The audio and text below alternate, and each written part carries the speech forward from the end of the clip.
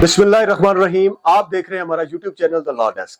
पिछली वीडियो में हमने सुप्रीम कोर्ट के एक डिसीजन पर बात की थी, जिसमें हमने कहा था कि ये उन्होंने वर्डिक्ट में उन्होंने टेम्परेरी के आर्टिकल 370 को टेम्परेरी कहा गया और फिर जम्मू एंड कश्मीर की सोवरेनिटी को उन्होंने रिजेक्ट किया था 5-1 से। तीसरा पॉइंट जो उन्होंने डिस्कस किया वो है कॉन्स्टिट्यूशनल ऑर्डर 2019, कॉन्स्टिट्यूशनल ऑर्डर 272।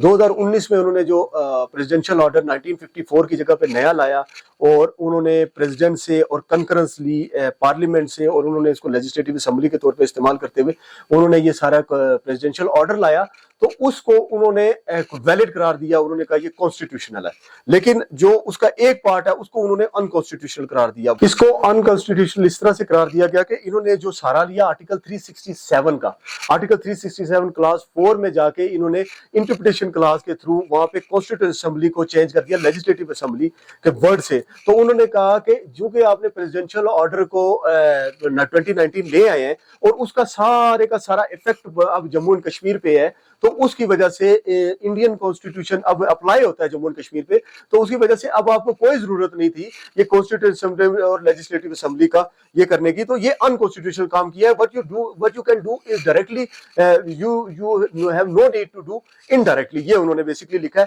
तो इसको इनडायरेक्टली करने की आपको जरूरत नहीं थी, तो आपको डायरेक्टली, आपको चूंकि चांस मिल रहा था, आपको डायरेक्टली कर देना चाहिए। अब आर्टिकल 370 को ही इस्तेमाल नहीं किया जा सकता आर्टिकल 370 को खत्म करने के लिए, ये बेसिक स्ट्रक्चर के खिलाफ है और ये अनकॉन्स्टिट्यूशनल है। इस बिना पर उन्होंने इसको अनकॉन्स्टिट्यूशनल करार दिया। अब इसके बाद जो नेक्स्ट पार्ट है, चौथा जो उन्होंने वर्डिक्ट में चौथा क्वेश्चन जो उन्होंने अपने रिजॉल्व किया, तो वो उसमें उन्होंने कहा कि ये रीऑर्गेनाइजेशन एक्ट जो आया 2019 का, जिसके तहत एक जम्मू एंड कश्मीर को 2 यूनियन टेरिटरीज में इस्तेमाल किया गया।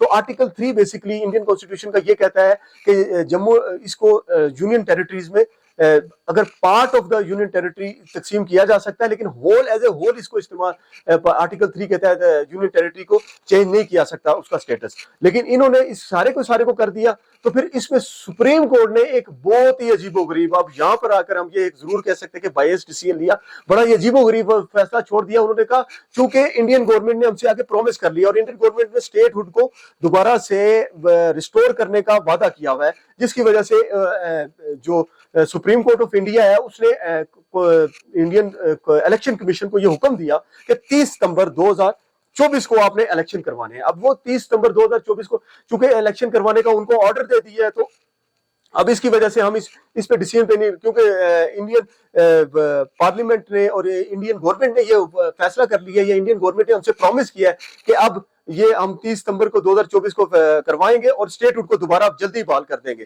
तो अब ये देखना ये है कि इसमें कि ये बहाल करते भी है या नहीं करते, ये एक अजीब सवाल खड़ा कर दिया। लेकिन इस पॉइंट पर सुप्रीम कोर्ट ऑफ इंडिया ने कोई फैसला नहीं दिया, जो कि एक उनके, और इसीलिए इसको सुप्रीम कोर्ट ऑफ इंडिया में जो तज्जिया निगार है और जो राइटिंग्स है और जो लिखा जा रहा है वो यही कर रहे कि ये कोई कॉन्स्टिट्यूशनल कोर्ट नहीं है, बल्कि ये एक एग्जेक्टिव कोर्ट बन गई है। एग्जेक्टिव कोर्ट के तौर पे अमल कर रही है कि जो गवर्नमेंट के साथ चलता है तो उसी के साथ से करके। तो इसमें पांचवा पॉइंट जो मैं पांचवें पॉइंट पे आऊंगा, पांचवा पॉइंट इसमें जो आ जाता है वो ये है कि इसमें जम्मू एंड कश्मीर का जो कॉन्स्टिट्यूशन है वो इनऑपरेटिव है। तो ये एक वो उन्होंने, क्योंकि पीछे भी आ चुका है कि 2019 के ऑर्डर के बाद जो है ना वो कॉन्स्टिट्यूशन को उन्होंने इनऑपरेटिव करार दे दिया, तो उसके बाद से अब ये इनऑपरेटिव हो गया। तो उसके बाद तो छठा पॉइंट है इसमें, वो ये उन्होंने बताया कि स्टेट ये जो स्पेशल स्टेटस था ये बारे में था दिल्ली के, ना कि